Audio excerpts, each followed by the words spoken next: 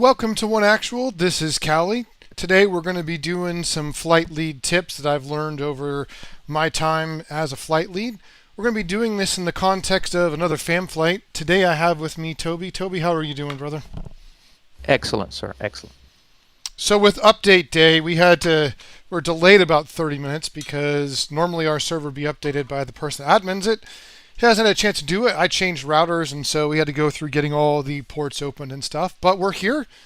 And as always, if you have questions, please ask them. My priority is, doing the FAM flight. I do want to walk through a few things related to being a flight lead, like I said, that I've learned over time. And, the reality is nobody here in DCS, or at least not me, is paid. And it's not a full-time job, it's a hobby. And I think in the real world of being a fighter pilot, you have a lot more support. You have a lot more cadre, you have the resources, and that's your dedicated thing to learn and do. So kind of learning as we go. I'm going to start with the brief, and then we'll go ahead and jump into the flight. So the intent is to get to know each other, determine some baselines for where training could start. There's not really a pass or fail. We are not the best at training brand new pilots because we just don't have the staff, and flying with some of the real world SMEs we have, the JTACs and AICs, takes a lot of training and understanding, so it's hard to teach the jet and that at the same time. But I just want you to know that you should interview us and get to know us as much as us getting to know you, if that makes sense for you, Toby. It does. Okay. So Ryak is an airbase on Syria. We're going to take off. I'm going to fly runway heading about 250 knots, about 10% climb. I'm going to have you just come up on my right-hand side, and we'll do a section takeoff. We'll talk about that when we're at the airfield. We're going to continue on down the runway heading. At some point, we will turn and head to Meza. This is a range that we have, just lots of targets here. At Meza, we're going to get in the overhead and do left-hand turns. So I use my FPAS to determining speed. I use my barometric altitude hold to hold the jet in place, and I use my auto throttle to set that speed to the FPAS page's endurance settings. And what this does is it gives me a lot of freedom as a flight lead, but as a flight member, all I got to do is put that runway at my left-hand side about 6 to 8 miles out, and I'm just making a general left-hand turn while I am heads down. You ever done anything like that before in an air-to-ground roll? Yes. Okay, so this should be familiar for you. We're going to use some basic terminologies here. We'll be using GBU 12, so we'll be using the ATFLIR. The three terms we're really going to use is contact and capture. So if I was telling you to put your targeting pod on the M, I gave you a grid or as a waypoint, and you were looking at the M, then you would say contact. If I said, slew right or, east until you get to the Dragon's logo, then you would say contact. If I said the Dragon's logo was your target, then you would say capture, meaning that we only use that term for a surface target or object has been acquired and is being tracked by an onboard sensor. We don't refer to friendlies as capture. We only refer to things we're going to shoot, right? Any questions on contact versus capture? Oh, I'm tracking. Okay. And then if you're not finding it, you can just say you're looking, right? Just some brevity. We're going to fly in parade formation right after takeoff. Parade just means you're putting your wingtip to the star and stripe on my jet. As a reference, it looks like this. I show this because I'm flying off a flight lead, not 2. Because if 2's bouncing in off of 1 and I'm bouncing off of 2, it's just easier for me to fly off a lead. So when we line up for the runway to take off, we'll get in this position as well. As soon as we're up and out, I'll put just cruise. I don't know if you're familiar with cruise, but cruise just means wingtip to nose, about 100 to 1,000 feet back, and it gives you freedom of movement left and right. And you don't have to ask. You can go in or out. Any questions on cruise? No, tracking. Okay. Have you used cruise before? Yes. Okay. So, I don't have a picture for that. Anyhow, we will jump into the jet and we will go ahead and take off. So, let's go ahead and do that. Nope. That's not what I wanted to do.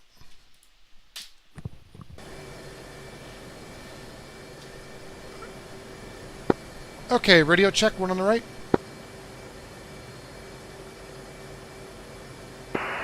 Two.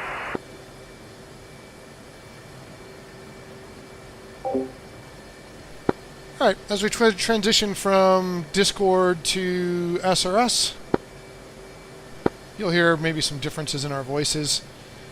I'm going to go ahead and taxi forward here.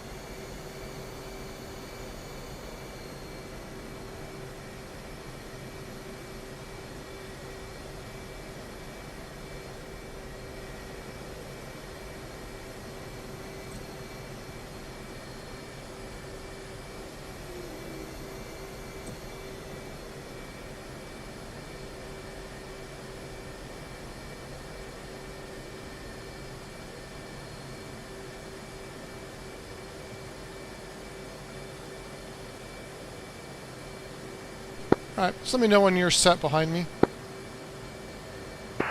Two.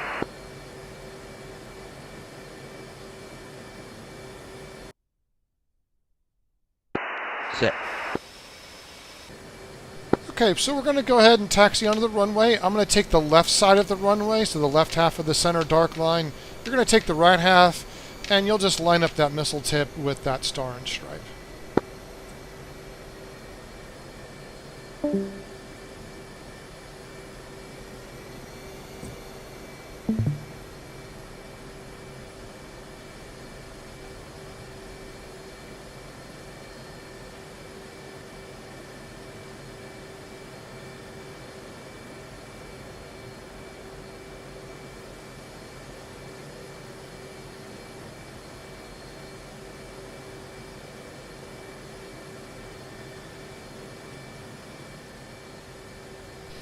Okay, so for the section takeoff, I'm going to apply the brakes. We're going to run it up to 80 RPMs. I'll say 1 set. When you're set, you'll say 2 set. I'll say 1 rolling. 10 seconds after you see me rolling, then you go ahead and take off. Once your wheel's up, just let me know that your wheel's up so I know that you're off the ground. 2. And let's go ahead and set a bingo for 4,000.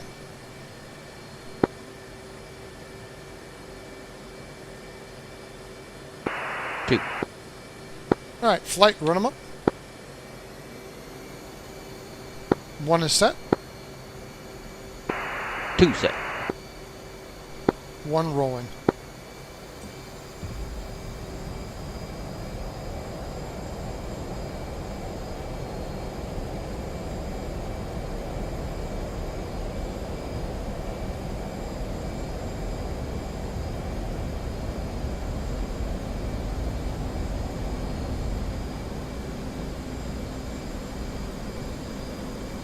So I'm going to remind him that I'm taking off, runway heading 250 knots, 10%, just because just want them to give them all the chances possible to be successful.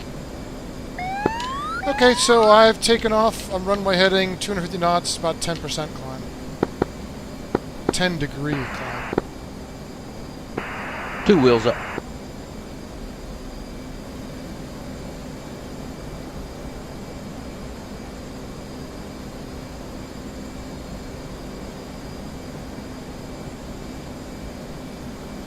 So the next phase of the flight, have him get as close as he's comfortable.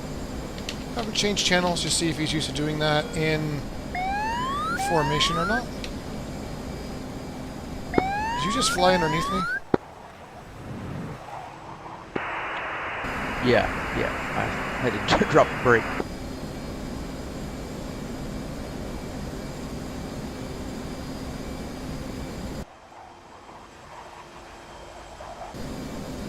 Got it. Okay.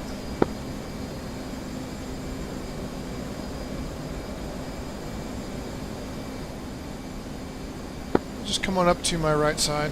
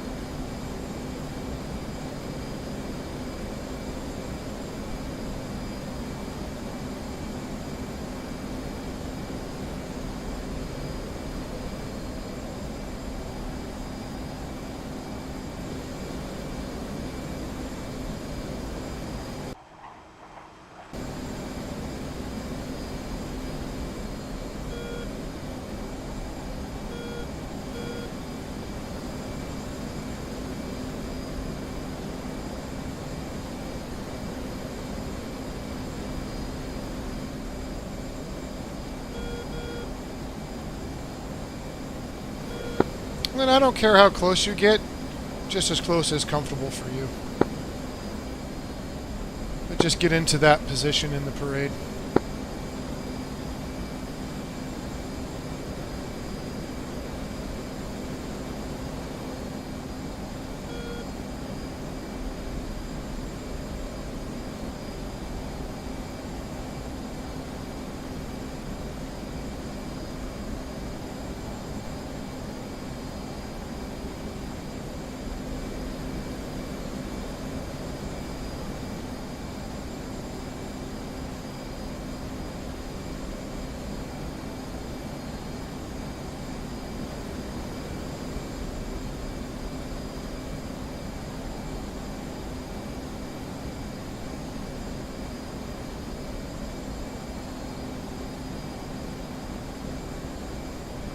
Try to give people all the time they can if they're not used to flying someone's wing. It can be very uncomfortable.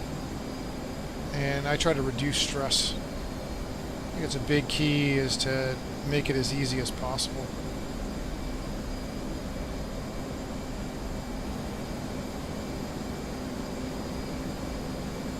Going to reduce our climb to 5 degrees.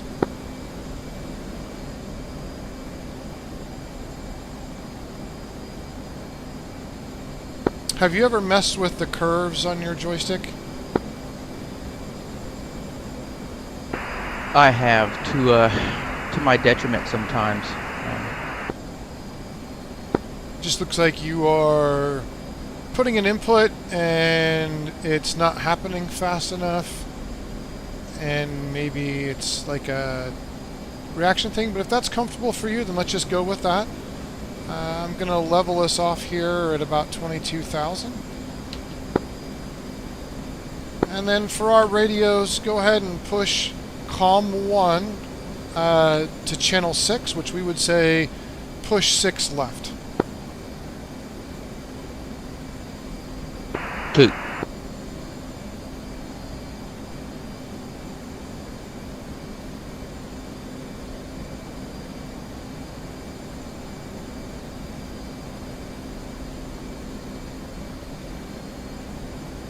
Okay, so if you're set on that channel, let's go ahead and get into the cruise formation. That's again where you're going to line up my wingtip to my nose about 100 feet to 1,000 feet back, and you have freedom of movement left and right.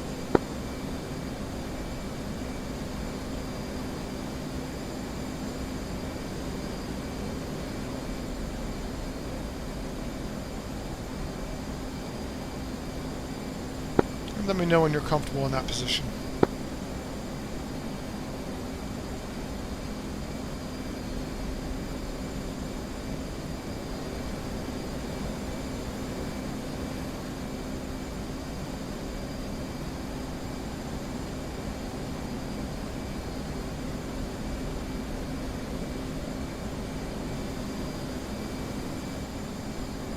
Okay. Are you comfortable in that position there?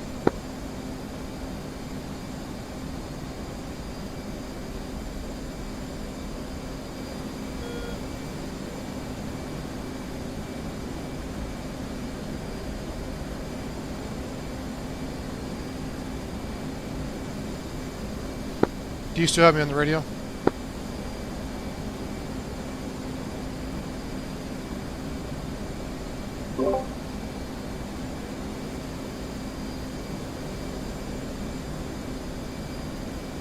Not anymore.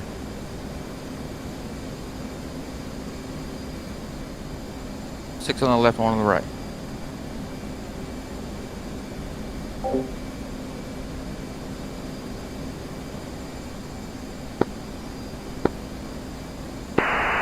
Com 1, radio check. Com 1, loud and clear. We'll be using Com 2. Com 2, radio check. Lima Charlie. Okay, we're going to go ahead and make a left-hand turn.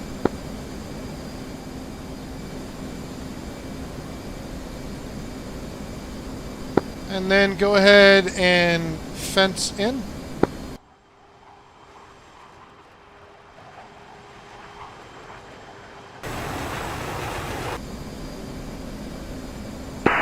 Two, fenced in. 10.9, no alibis.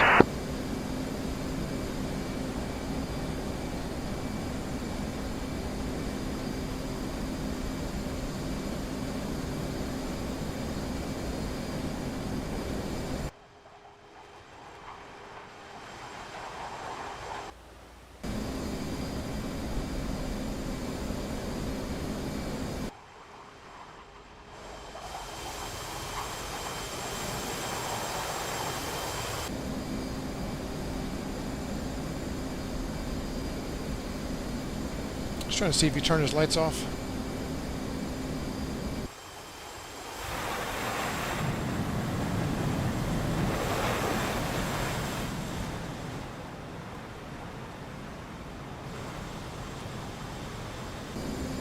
Looks like you turned your lights off.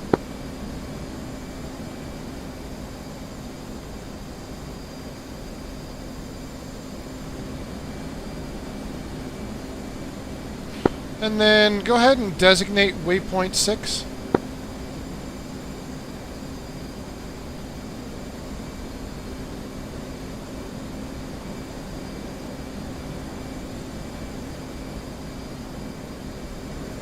Let me know when you have waypoint 6 designated. 2.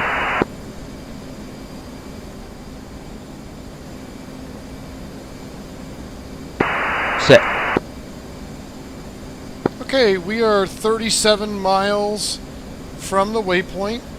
We're at Angels 22.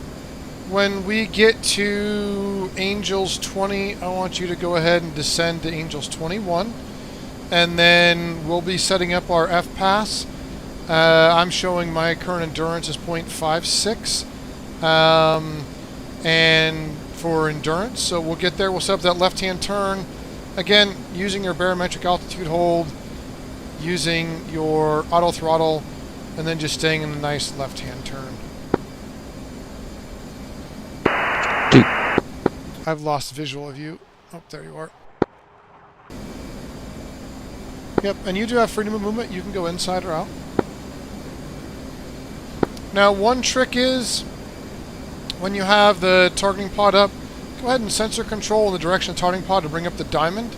Then hit TDC depress, and then hit sensor control in the direction of the targeting pod again until you get to scene mode where you have a staple in the bottom and top. That helps prevent some DCS issues where if you slew around and then you change modes, it'll send you back to the original waypoint. You ever seen that error? I have. Yeah, doing that will prevent that from happening. Which, when things are moving heavy and you're doing a lot of stuff, it really sucks.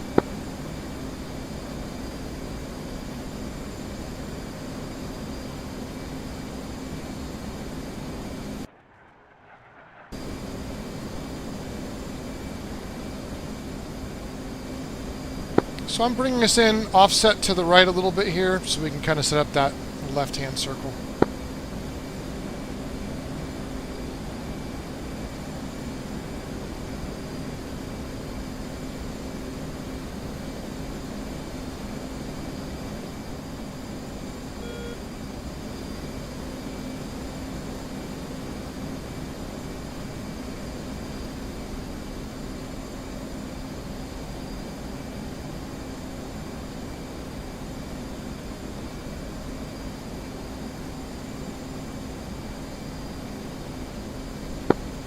We're at Angels 20. Go ahead and descend and hold 21,000. That way we have good vertical separation.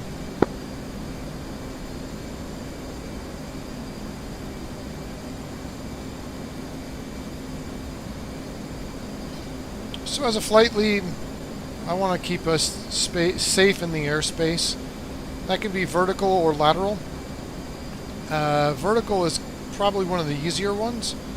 Just making sure that they maintain that block, have them use their tools.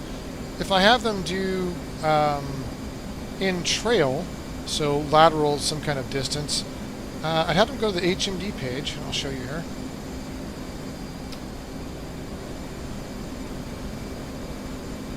If you go to the HMD page and you unbox blanking, when they look ahead, they'll be able to see me in the jet as though they looked off the side with the information. But as you can see, it adds a lot of information on the screen as well, which you can take away. It's a little more complicated. But as a flight lead, again, I want to set them up for success and give them some tips. So we're not using that. We'll turn that off. Alright, I'm going to go ahead and slow down to my 0.55 Mach and get in my left-hand circle. Let me know when you're established and ready to do some talk-ons with the targeting pod.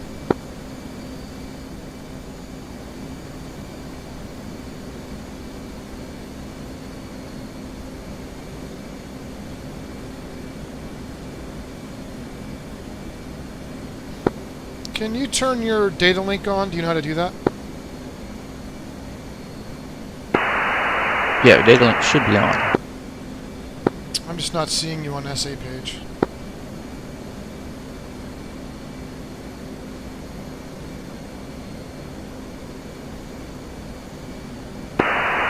Yeah, I don't have U stepped either. Okay, if you go to D and L on the UFC, are they both on? Oh, there you go. Yes, both data links are on. Well, suddenly you popped up. Yeah, I didn't have the second one on. That was my mistake. Yeah, I make that mistake all the time when I'm not in a hot start. Or when I'm in a hot start, because I usually do cold starts. Right.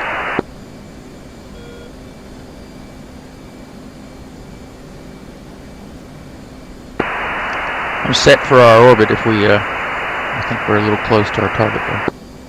Yeah, you don't got to follow me. I'm going to intentionally go a little closer. Just go ahead and get set 6 to 8 miles out.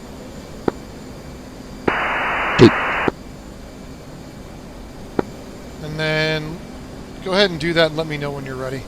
Or if you're ready now, we could do a talk on.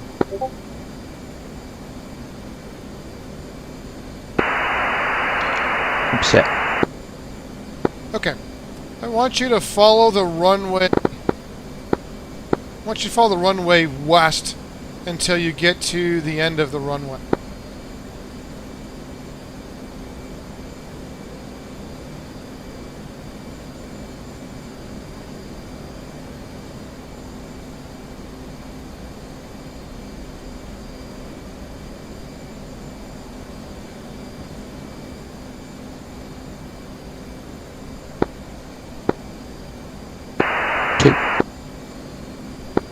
Okay. At the end of the runway, just north of the runway, you should come in contact with a bomber. Contact. Alright. From that bomber, I want you to go about 20 meters to the east until you come in contact with a taxiway that's going off north from the runway. There should be 2 taxiways there.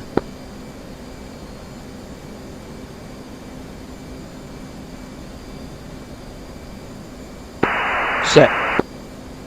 Okay, from that taxiway, I want you to go on the eastmost taxiway and stop when it intersects a little offshoot from that taxiway that kind of goes south. Contact. And if you follow that little offshoot all the way south, you should come in contact with an airplane. Contact. And can you describe the direction that aircraft is facing? Aircraft should be pointing nose north. Copy. That aircraft is your target.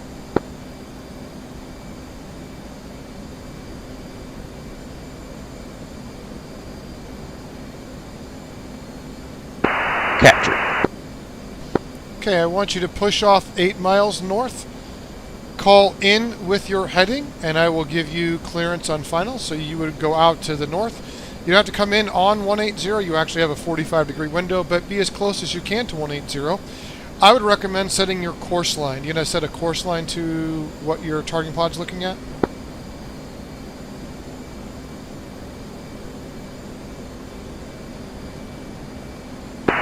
Set. Okay, so you've set the 180. You just have a visual reference to come in. Call in with your exact heading, and drop a GBU-12 on that.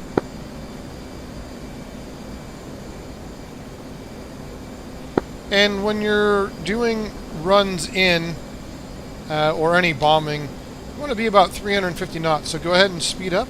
Gives you some kinetic energy and the ability to move in case you have something to avoid, such as air-to-ground weapons or anything like that. 2. We're going to turn in aggressive and just get a bomb off.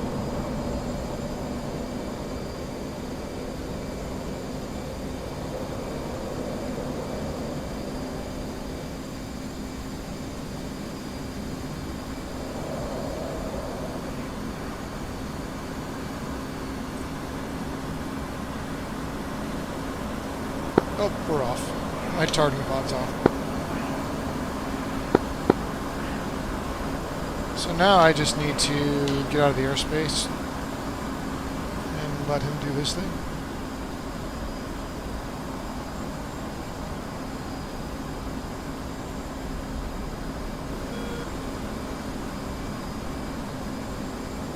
Must have bumped my targeting pod.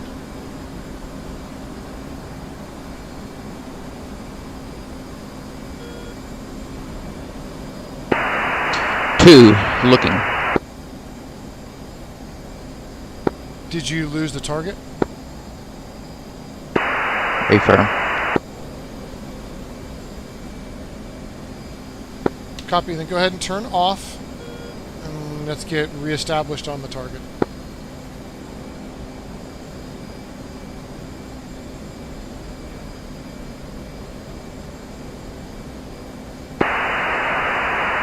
Off east.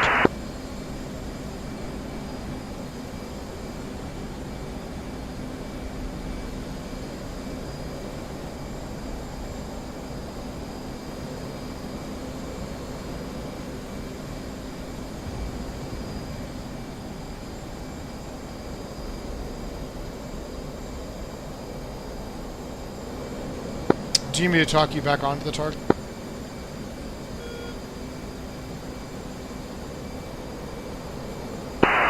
No, I just need to get set back up for a window for my pod. Okay. Let's make sure you have capture on that target again. Let me know.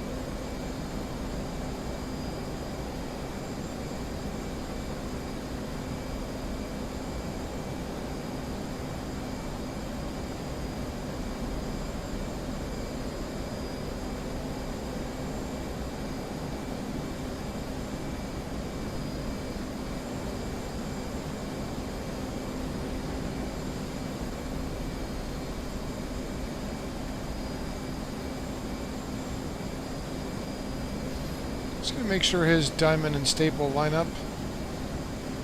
Well, his his staple lines up to where I know the target is, which is down there just to the left of my diamond.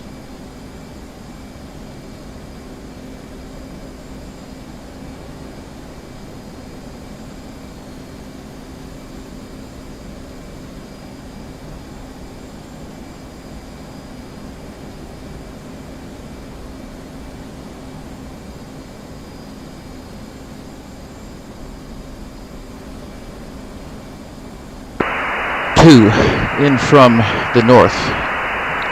190 captured. Cleared hot.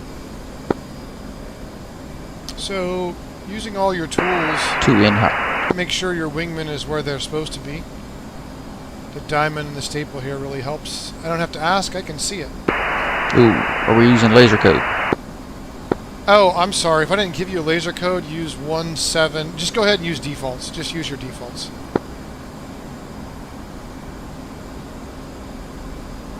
That's a bad flight lead, not assigning. I need to put that in the briefing so I don't forget.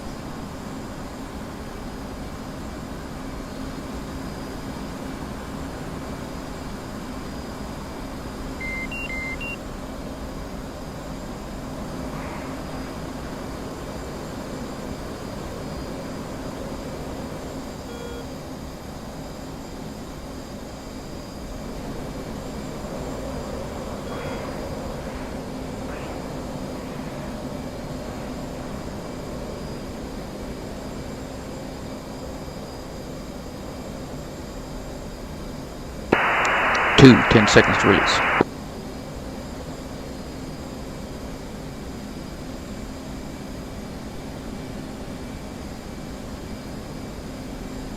Stores. Stores, does that mean you have one away? One away. Okay. I've never heard stores before. That's new to me. Blazing in 10.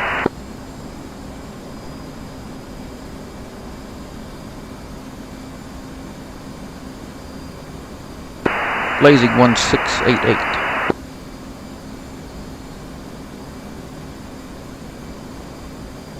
There's always going to be differences in how people do things. It's not exactly how we do it, doesn't make it wrong. Shack.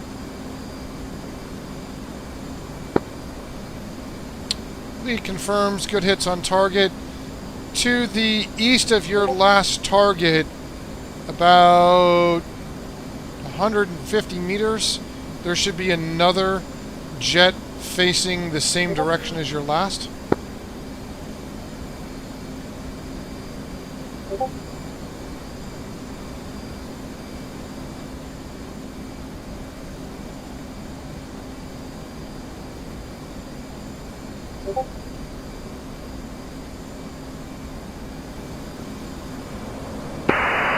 Two, reestablishing.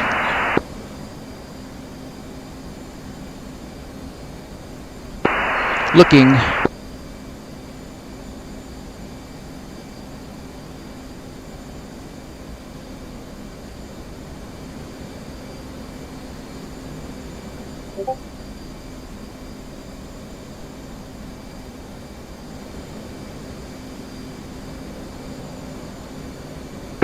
Contact.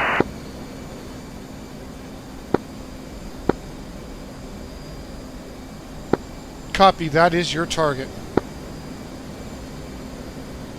Capture. Push out to the north just as you did, and then come back in. Call in with your head. Two.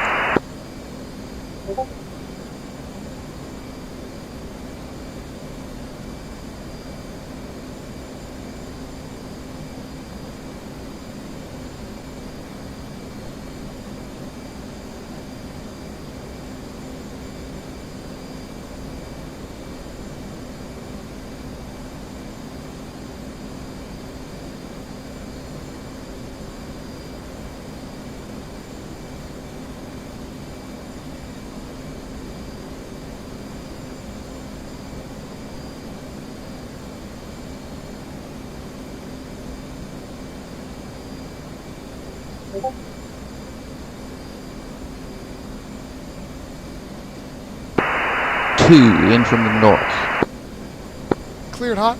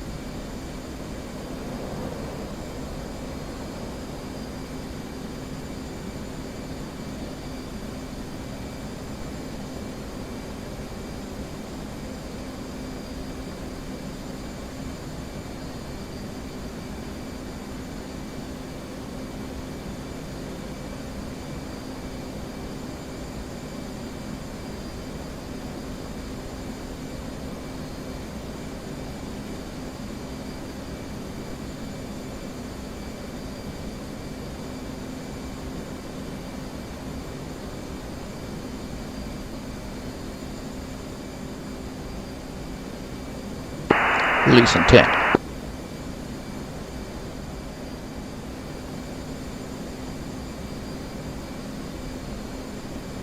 One away.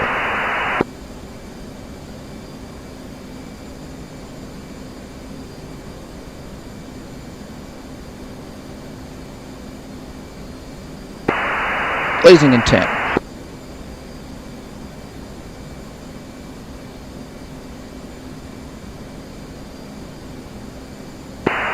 Blazing 1688.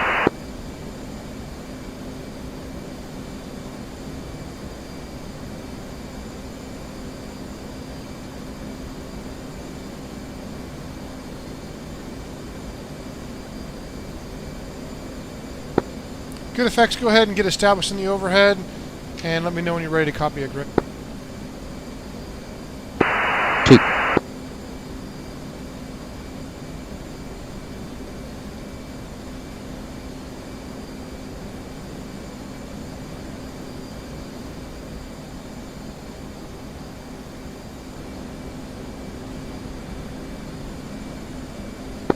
And check your altitude.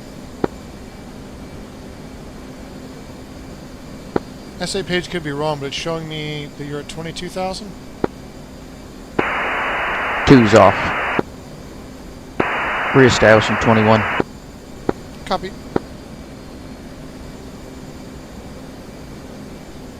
So again, using tools, especially on a fan flight, checking your SA page and making sure someone's at their assigned altitude is really good.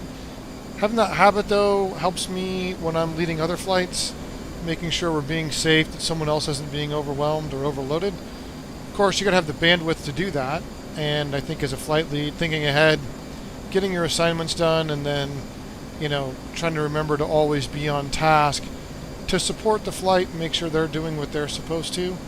It's my responsibility. 2's in the overhead. It's their responsibility and mine, but as flight lead, ultimately, I feel like it's my responsibility. I'm curious, if you're doing flight lead, you know, how you handle that and what you work through. Okay, what are you ready to copy a grid? 2. 37 Sierra Bravo Tango 430077, elevation 2336 feet.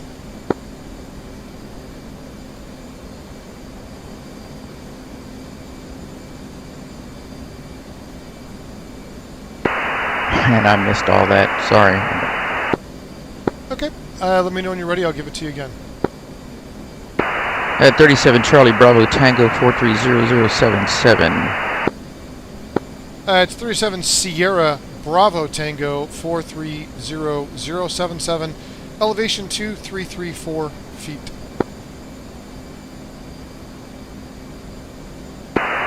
Cheap.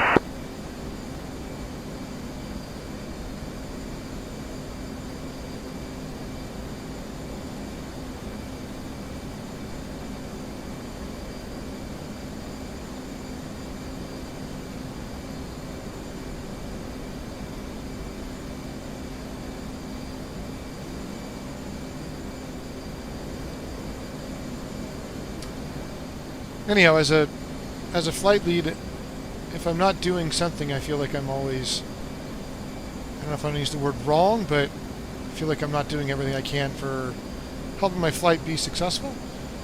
And so checking altitudes, checking spacing. If we're in a keyhole for CAS, or if we're supposed to be holding an IP per our JTAC's instructions for the routing and safety of that flight, I try to make sure all those things are there. One of the ways I do that is by using a course line. So in this instance, I know I set him up for a north to south run. So I'm going to set up 180. And if I look on the SA page here, I can tell whether or not he's going in the right direction or if he's off.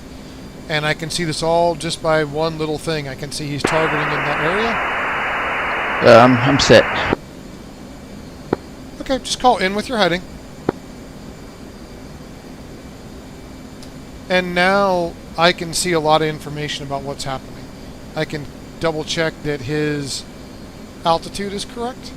I can see that his spacing is right. Probably easier to tell on the 20 2 scale. incoming. 2 cleared hot. And so if I got multiple jets, this helps. If I am trying to do a combined sequential attack, so with another flight and my flight, we can see how we're lining up. Or if I'm trying to do a sequential attack, maybe with the the same time as simultaneous impact. All these tools I can use to help when I've done some wrong. I've got no joy on target. I'm looking. Okay, just go ahead and reestablish in the overhead. Actually, you know what? We made a mistake here. I got distracted talking in my stream. We never actually talked about what you're going to be shooting. There I go. Did you get contact on that grid?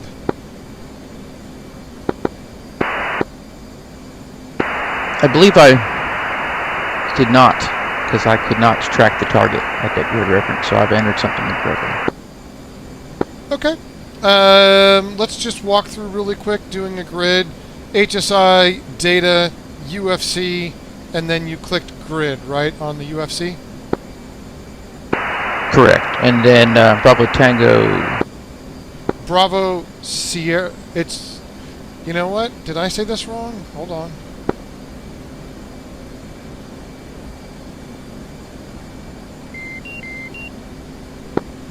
You know what? In my jet it says Bravo Tango, but when I look here at the grid information, it says Bravo Sierra is underneath us. Try Bravo Sierra. Well, no, Bravo Tango should be there because I'm actually off a little bit. So it should be Bravo Tango 430077. I believe that is correct. We must just be on the edge of that. So try using that Bravo Tango.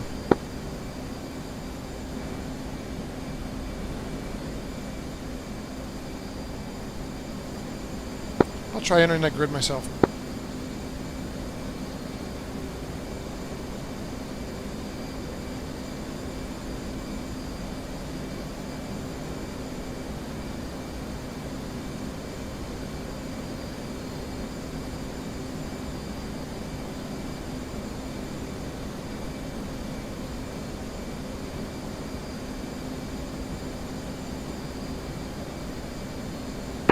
I have targets. I have 4 jets pointing south by southwest. Copy. Of those jets, I want you to target the jet that is one jet in from the southeast side. So that would be one jet closer to the runway than the southeastmost jet.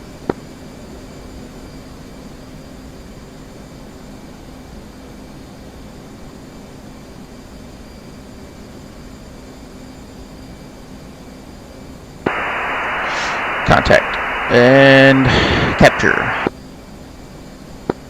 Okay, let me just be clear on something.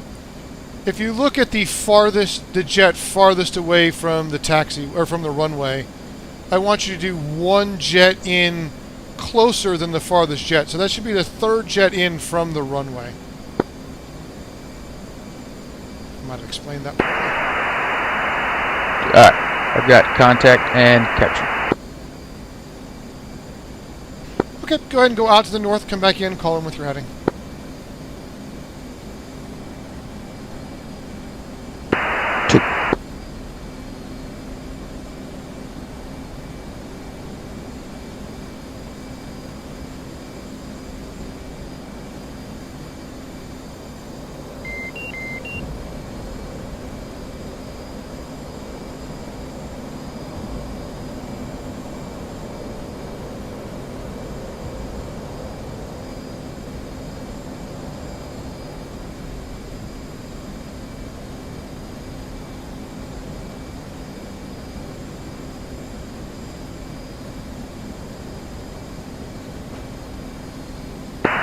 Two in from the north. Copy, give me your heading.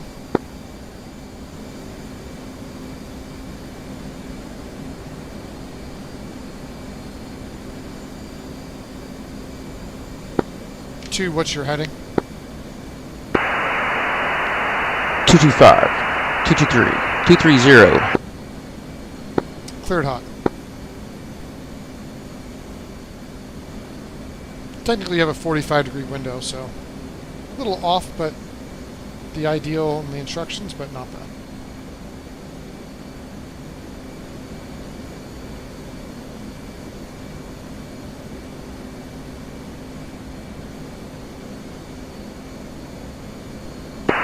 Ten seconds to release.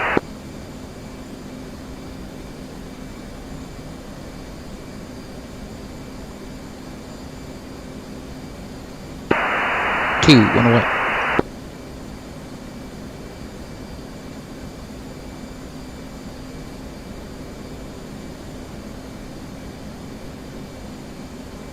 Blazing in 10.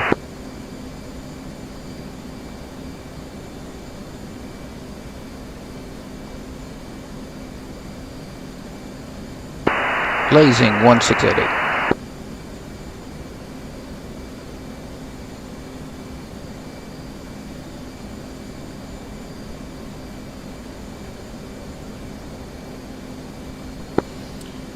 Good effects, go ahead and get back in the overhead and let me know when you're ready to copy another grid. Two.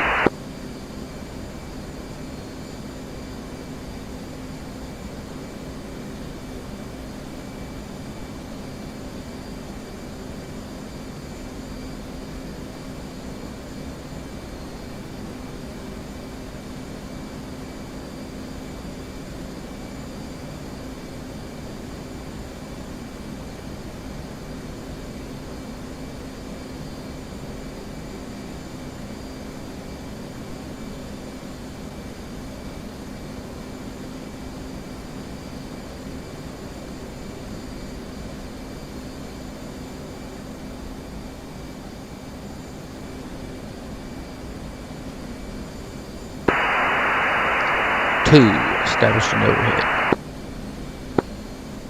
Your grid is going to be 37 Sierra Bravo Tango 4225 0811, elevation 2358 feet. You'll be looking for a bomber.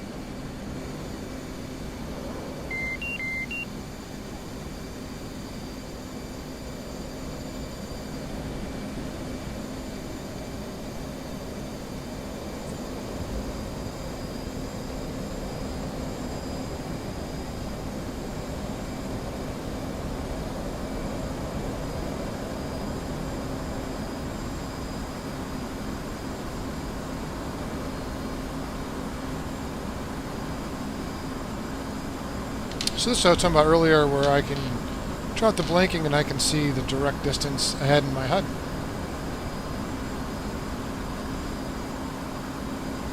So we're going to form up with him and do a little bit of teamwork. Simultaneous impact. 2 read back. Bravo Tango 422-50811. Elevation 2358. I have target at 30 miles from my location. Okay, so I'm assuming you went to the data page and clicked precise, correct? Correct. But I believe I could have entered 2 more digits. That is correct. It's a little bit of a trick in that you can't enter an 8-digit grid. You can only enter a 6 or a 10. So take those 4 digits, and after the 4225, just add a 0. And then after the 0811, add another 0.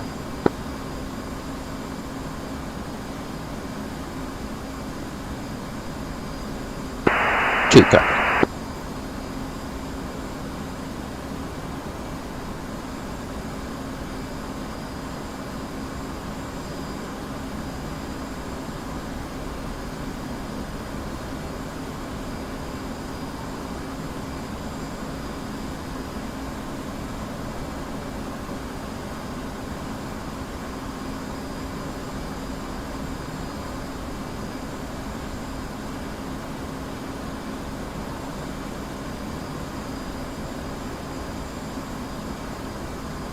And 2, when you're in the overhead, you want to slow down your Mach to the endurance in the FPath page, because it makes it so you don't turn so wide far away, and it helps conserve fuel for more playtime.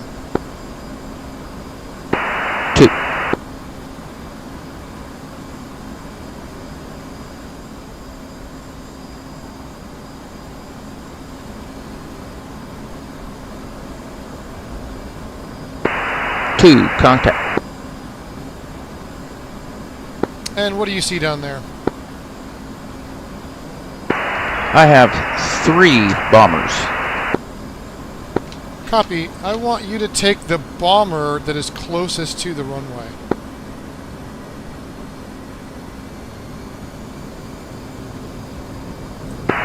Contact.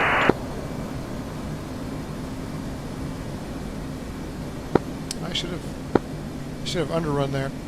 All right. Do you see me here on your left side?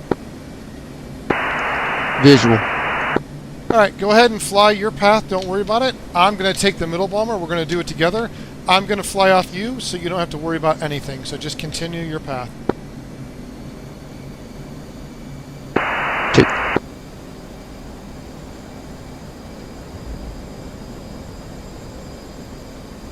That was not my smoothest.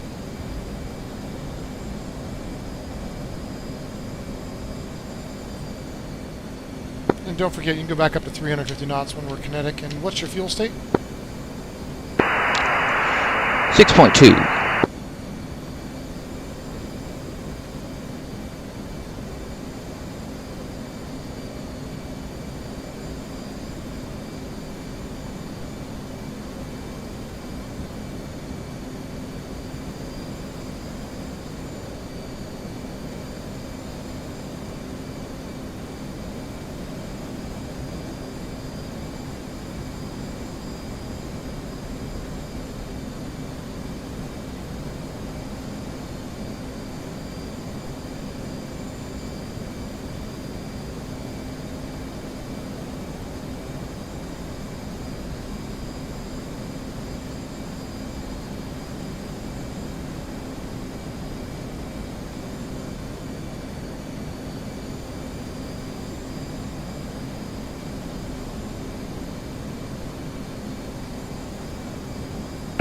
I'm going to reestablish some separation and go in from the north, correct?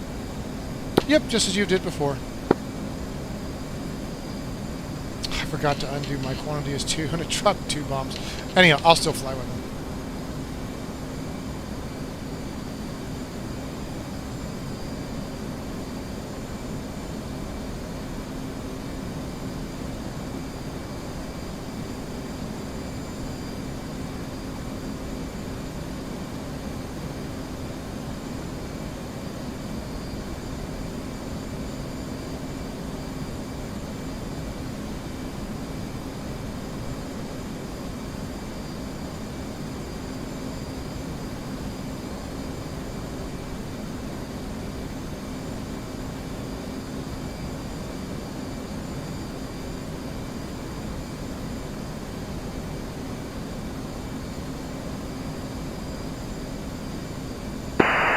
2, in from the north.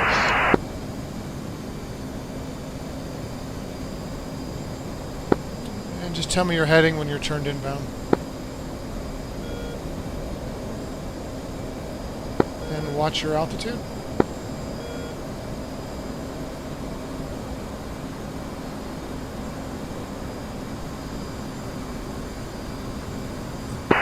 Haze 240. Cleared hot. And then climb back up to 21,000.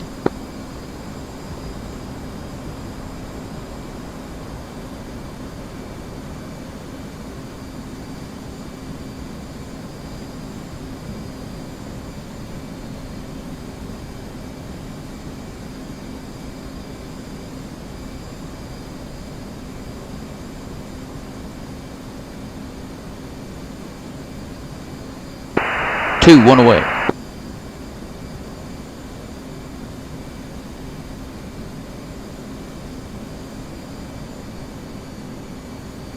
Blazing in 10.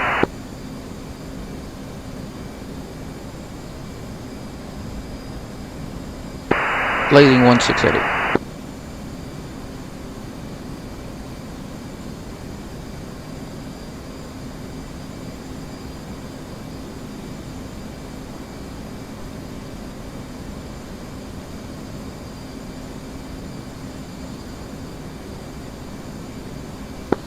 Good hits. I'm going to slide on by just a little bit here on your right side, and then go ahead and get into cruise, and we can follow me on back. 2.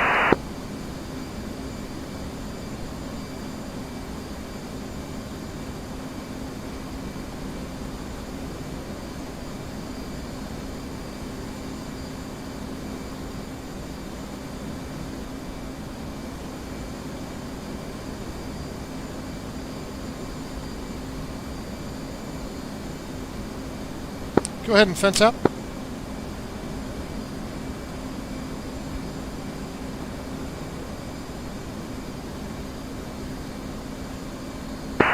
Two, fenced out, 5.7.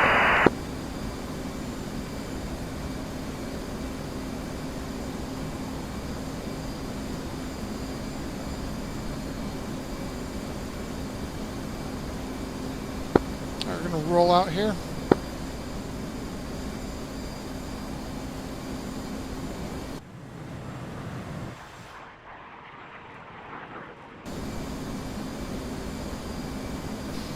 So again, I'm using my course line. I'm going to plan for my flight. It's a little bit behind here, and we're going to get about this distance away so we can go down to that valley, give us plenty of time in. So as a flight lead, I want to give my wingmen plenty of opportunity and space and time to make decisions and not get them in time compression as best I can.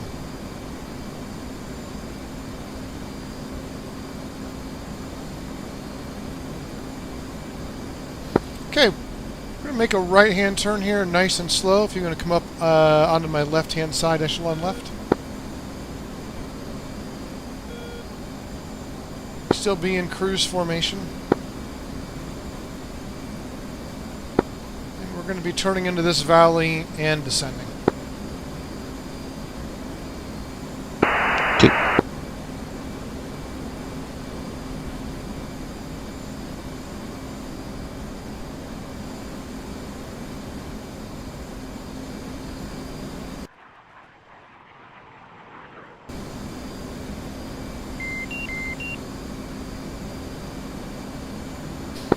Now when I descend, you should really only descend at about 75 RPM, no less.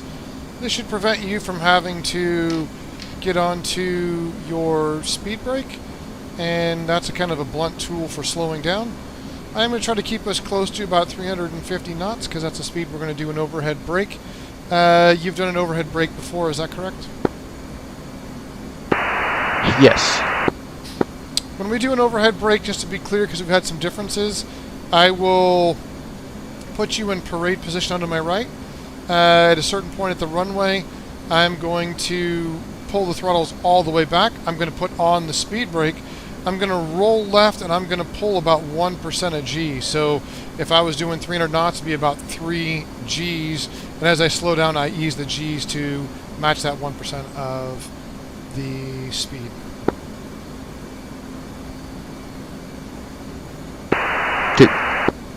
Is that how you've done an overhead brake before? Yeah, 350, 1500 knots for the initial on pitch. It's not carrier based, and I don't like it. Got it. Yeah, we don't do a ton of airfields. I do want to learn them. We're going to be doing some stuff off of NTTR here soon. We're going to have to learn more correct procedures for things. But we operate off the boat most of the time, so yeah, I'm way more comfortable off the boat than I am at airfields. Yeah, I've got a nice little PowerPoint about how to do the initial pitch overhead brake. Are you talking about at a carrier? No, on the airfields. Oh, okay.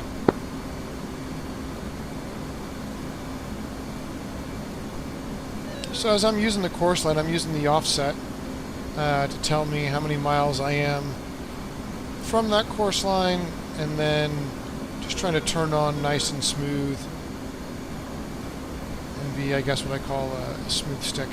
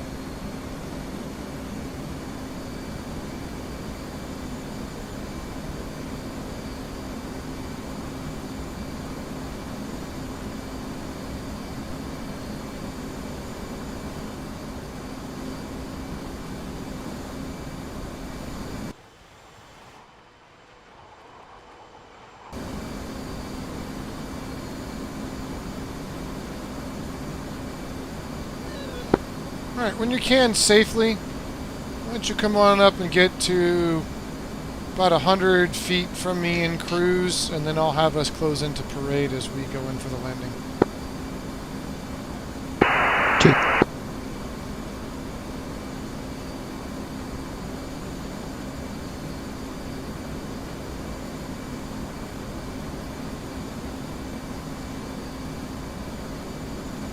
Altitude. So, as a flight lead, we're coming in, we're going to have a nice 20-mile plus final here. All easily lined up. Should be no time compression.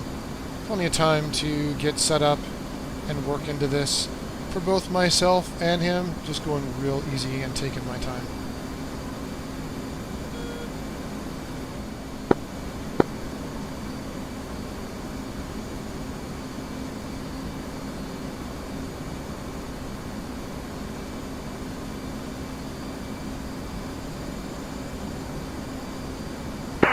It's my weakest point.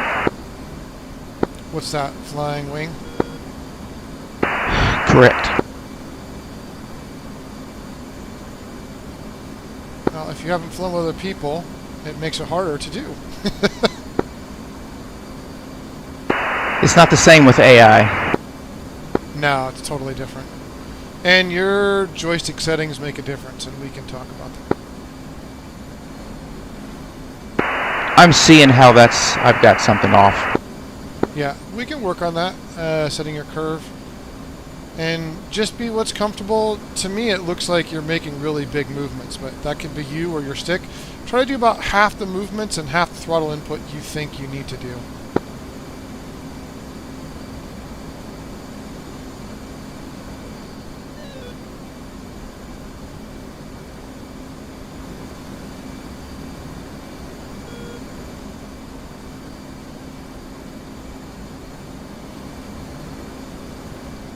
Are you using Track IR or VR?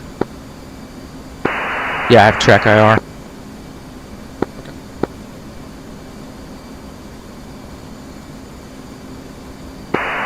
Yeah, it's my curves are set. I think I was practicing tanking and I've got them set high. That's what's going on. Yeah, if they're too high, you fight it really hard, and it doesn't do what you want the same way. What stick do you have? A Wind Wing Orion 2. Okay. Well, we'll talk about that later. Just go ahead and focus on being whatever close is comfortable. We'll do this break. We'll get down and we'll do a debrief.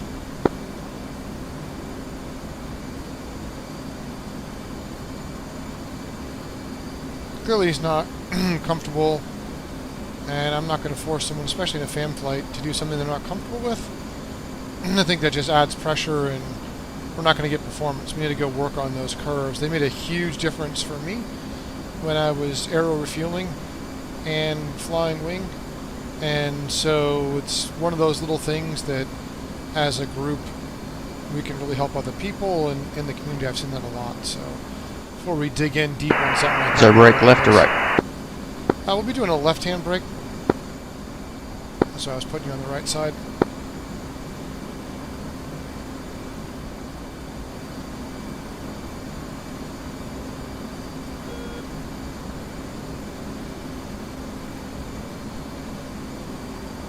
And go ahead and just do 10 seconds after me. Go ahead and do your brake. I use the timer in the HUD. 2.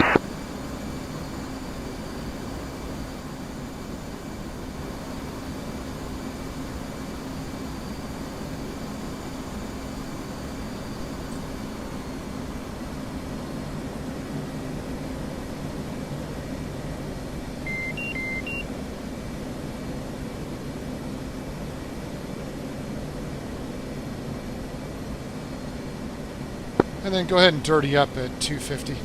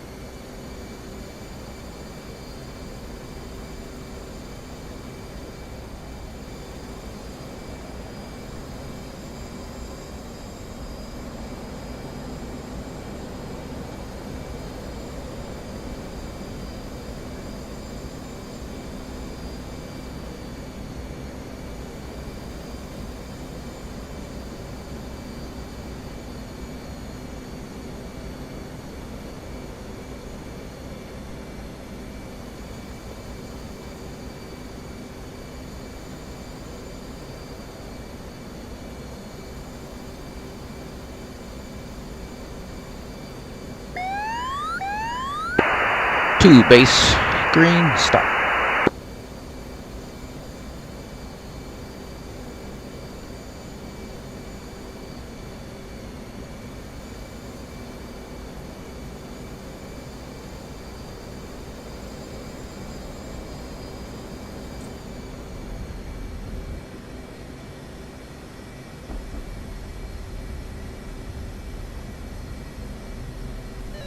That's not something I've done in a while. I haven't floated a landing like that in a while. I was being a bit aggressive, but it is what it is.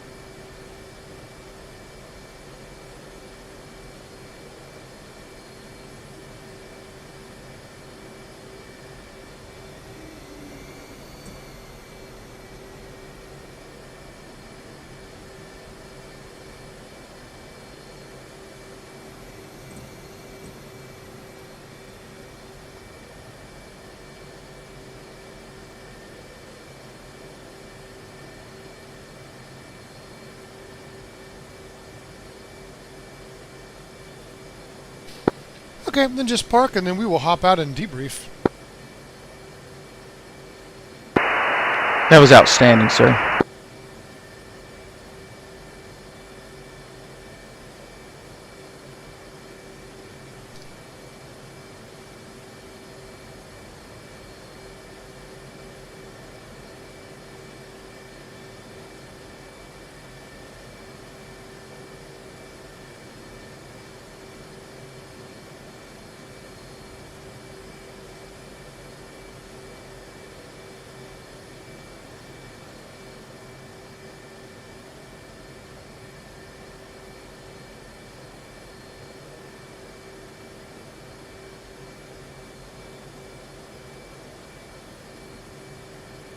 All right, let's go ahead and jump out, and we'll debrief in Discord.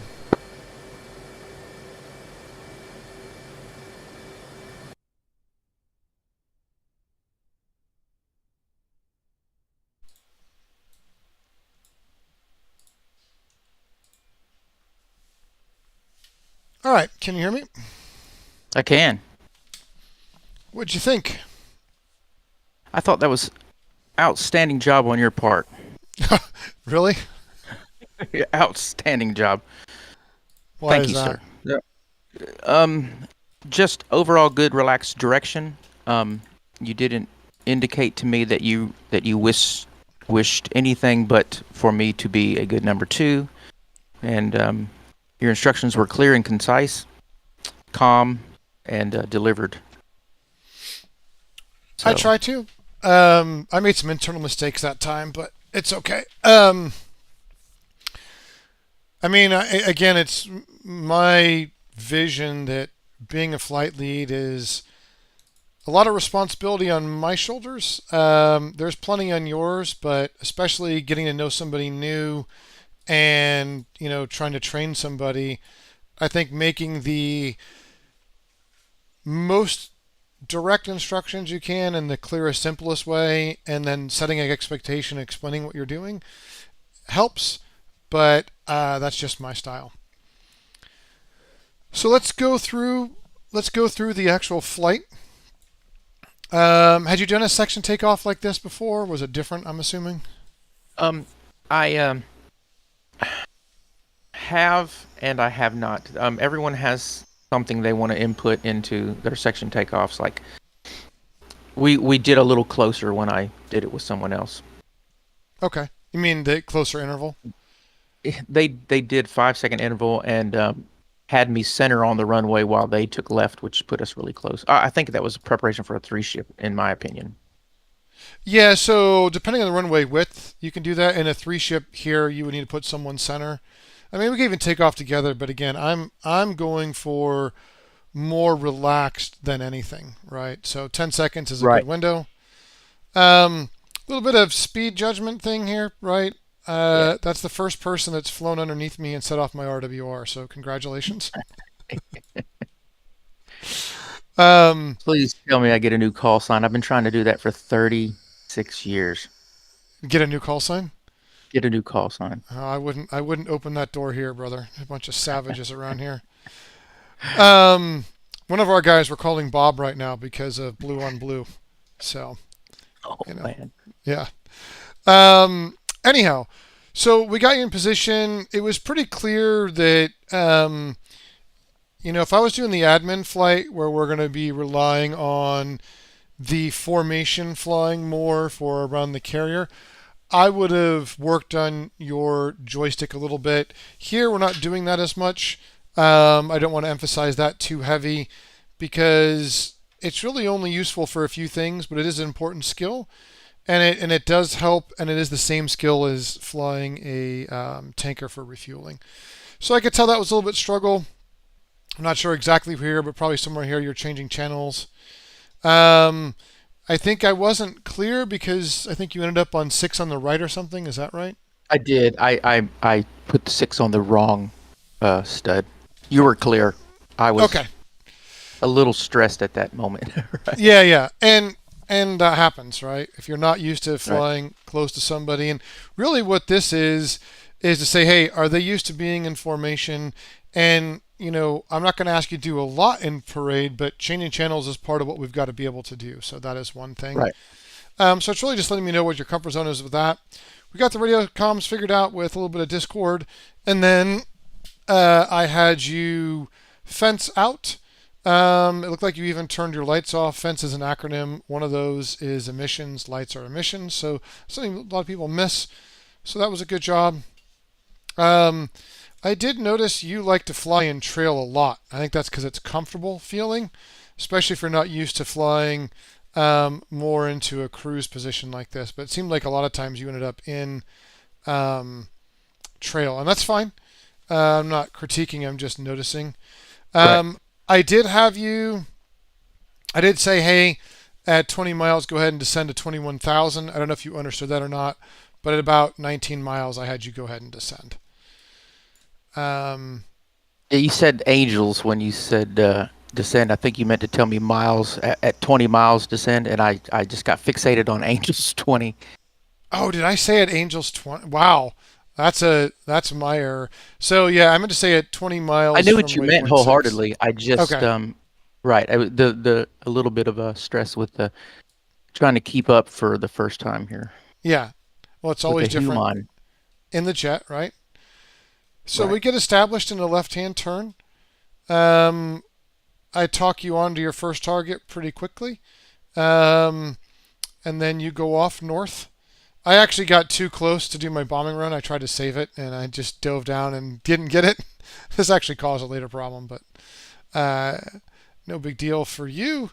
You had some reason you turned around here. I don't remember in this particular on the first one. Do you? I don't. I think it was just a little disconnect, stress-induced disconnect right there with trying to fixate on the point Oh, at which I was to enter. I think you lost your targeting pod. Lost the target. I think is what you That's what it said. was. I lost. Yeah. Right. That's what it is. I increased my bank too sharply and then turned out Lost and it. broke the lock. Yeah. Okay. So no big deal. We got you on. You hit that target. Take a look at that. Yeah, it was just that jet. I don't think this one actually, because it's a static, it doesn't actually have one. But I know where it is. Um, had you turn out and come in again. So here's where I made a big mistake. I dropped 2 bombs so I could make up for the fact that I missed one because he's carrying the same ordnance. But then I didn't change it later, and I dropped 2 bombs again. Um, how'd you come out? No, I did say in the instructions to go, as close to north or south as possible. I'm not going to get really picky. That's why I talked about setting a course line, just making it easy. Technically, if you just say a cardinal direction and you're coming in, you have a 45-degree cone. So I honored that, no problem. You took out the next static jet there. From there, we did a 6-digit grid, which took you a second. But we got you on to the row of jets that must be statics as well because oh no, they're over here somewhere. Yeah. Because I dropped mine first. Yep, those are statics because they're not in line with the other ones.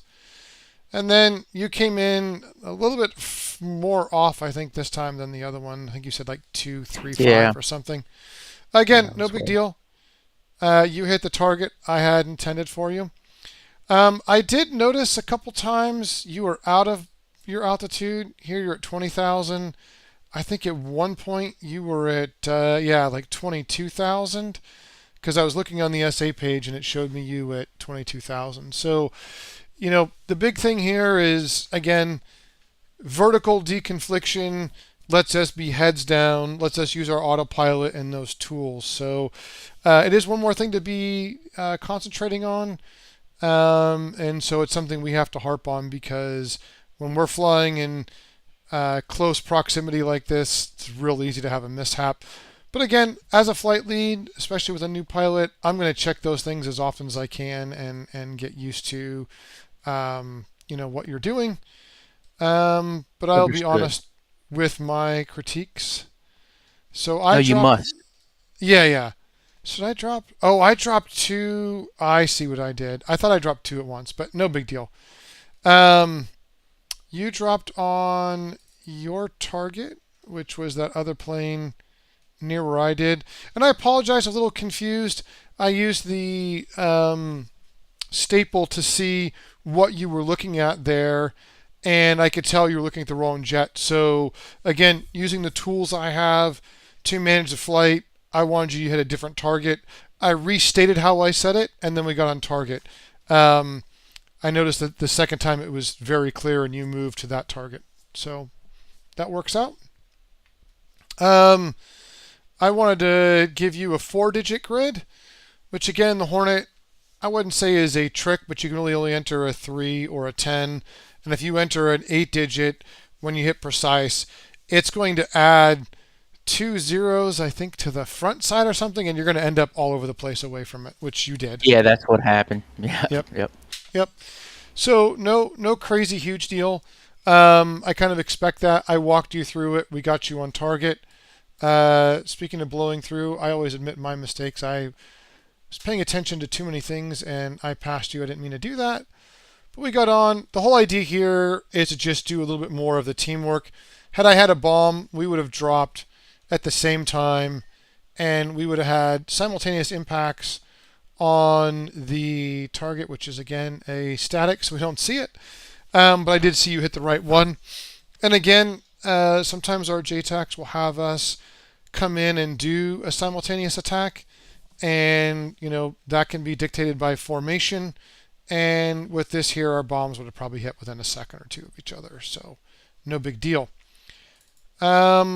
We turn out, and I lead you in. Again, I noticed that you liked being in trail a lot in this. Is that just kind of a comfort zone thing? Well, I'm still working out the visual cues of when I get close, Okay. and so I get a little nervous. I know that I know that I'm probably farther than I think I am. I've got to work out that distancing. Oh, got it. Yeah, and the reality is, again, if you have not done this a bit, or you're not used to working with other people, that's all new, right? So I certainly couldn't expect you to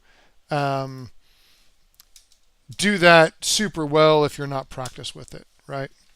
So it is Right. it is something we'd have to work on and get you what I call administratively cleared on, and that's more Right. for around the boat, because I need to be able to put a 3 and a 4 outside of you in that stack in case we have a 4 ship going on. But we'll get into that.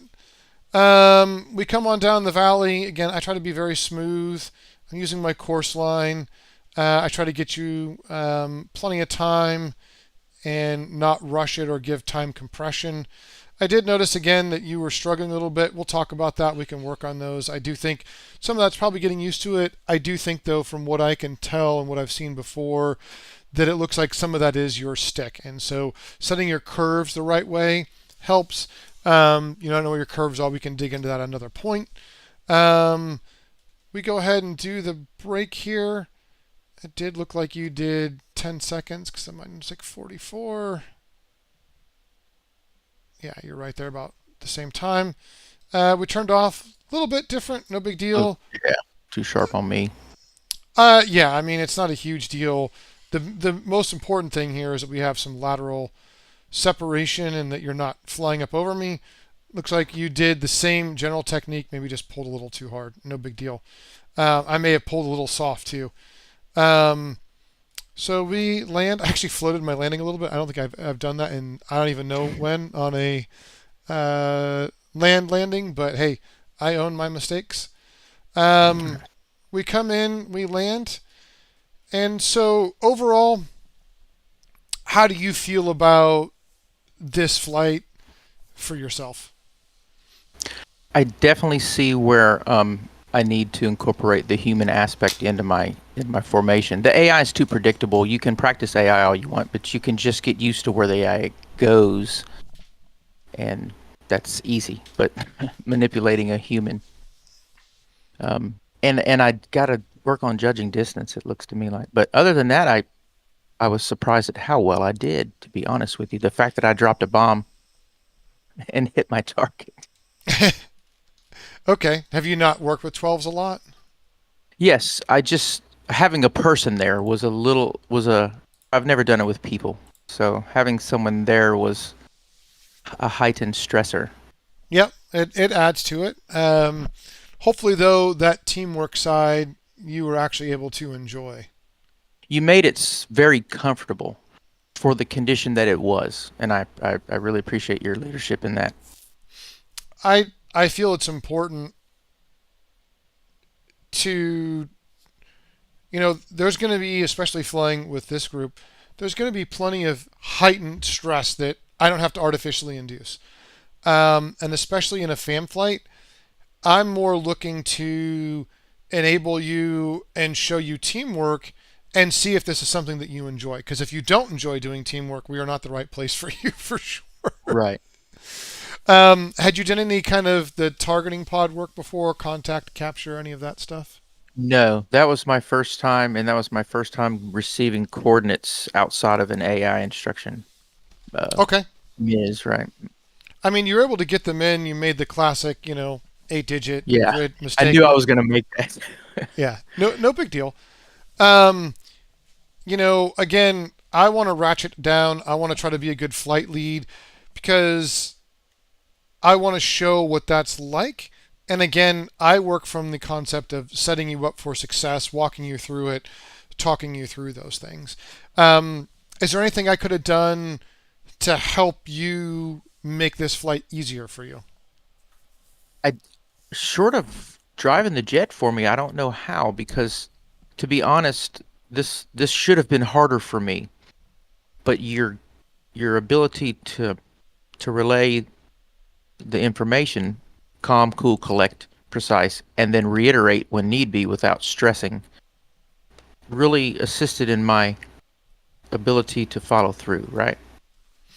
Yeah, and sure, that's my goal. So if I did that, then I've great. had a lot of bad leads, and this is my first good lead, and it's very obvious when you have a comparison. Well, I've also done this flight.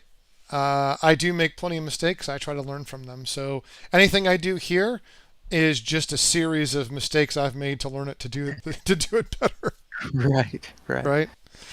Right. Okay. What was your favorite part of the flight? My favorite part of flight was how you worked me through my errors, right? Because they're going to come up. And Yes. when they do come up, you tend to want to feel saturated, right? So you deconflicted my saturation, right? And you focused me. So my best part was just the fact that your skill set is driven to a good leadership position here, which made it just comfortable. I mean, that was the most comfortable I have been in a jet role yet. So, Even and when you're I've actually uncomfortable. flown in the FA-18. I've actually started a few and flown in the back seat. So, I was never that comfortable in the back. Yeah, I don't have that experience, but I wish I did. Did you get to go off of a carrier? Yeah, I got to do some traps and some cats. Wow. So I know you It said was you were in the Navy and you worked with them. So right. that's pretty awesome. Hopefully that was a motivational thing as well, I guess. Yes. Nice. Well, just laying out kind of the bigger picture. If we were to move forward, I think we would have to work on dialing in your joystick, dialing in your comfort zone. We'll probably have to take a few flights to get you up to speed on the formation flying, which I know to some people might say, oh, that's the boring part or whatever. It's so necessary for when we fly around carriers and we're doing the low holding and the pattern work, and then being around tankers. Yesterday was it yesterday? I'm losing my mind. I think it was yesterday in a FAM flight, or maybe it was Saturday, whatever it was. The other squadrons that fly here, some Harriers we have, needed gas, and so we had to pull the guy off, get him back on. We had another person join on, so we made it a 3-ship. And when you're in those tight situations, having that skill gives us the ability to do those things in tight space. And So it isn't just a, hey, it's a show thing. It has a time and a place, and that's around the boat, around the airfield, and definitely around the tanker. Right. Most So definitely. we would work on that pretty heavy. We would get, the admin stuff done. So that's aero refueling, the pattern for the carrier, and then making sure you're comfortable in those roles. And once that happens, then we can free you up to fly with us on any night, and we can work you through the rest of it. So Awesome.